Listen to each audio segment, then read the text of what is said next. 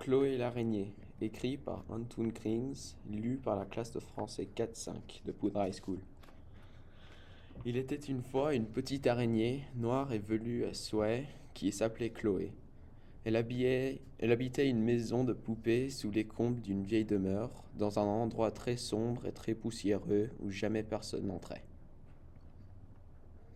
Ainsi, du vaste monde, Chloé ne connaissait que ce grenier et le peu de choses qui s'y trouvaient.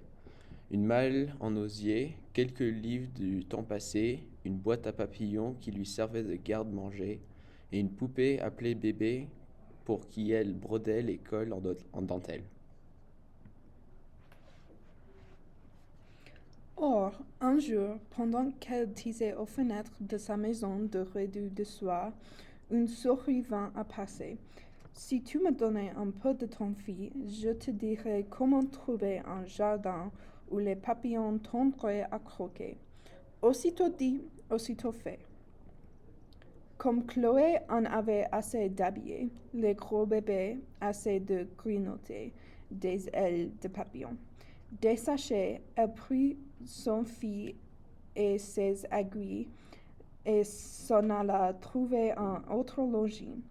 Ainsi font les petits araignées quand elles en ont assez. Après un long voyage, elle arriva enfin dans le jardin fleuri. Oh, quel parfum délicieux!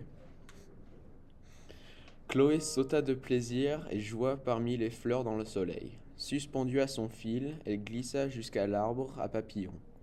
Prenant appui sur deux brindilles, elle tissa une toile très serrée. Mais une fois son ouvrage terminé, un furieux coup de vent secoua les arbres du jardin.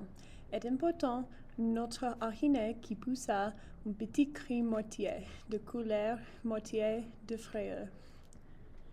Elle vola un moment puis retomba plus loin, toute décoiffée, aux portes d'un plaisir. Par le trou de la serrure, elle pénétra dans une salle, brillamment éclairée et richement décorée. Devant tant de beauté, Chloé se dit qu'il fallait qu'elle aussi embellisse ce salon de la plus belle de ses toiles, et elle se mit aussitôt au travail. Mais son ouvrage terminé, quelqu'un cria « Quelle horreur! Enlevez-moi tout de suite cette saleté !» Un méchant coup de balai emporta toile et araignée. Non, non, ça suffit, j'en ai assez d'être chassée. Au diable les courants d'air, au diable le coup de balai, s'exclama-t-elle. Plus jamais je n'écouterai une souris, et elle s'en fut en toute hâte. Voilà comment se termine cette histoire. Notre araignée retrouva enfin avec plaisir son grenier poussiéreux, sa maison de poupée et bébé qui l'attendait. Si vous ne passez pas en courant d'air, un balai à la main, vous pourrez toujours aller voir Chloé. Peut-être tissera-t-elle un petit col pour votre poupée ou bien un petit nœud pour votre ours, qui sait?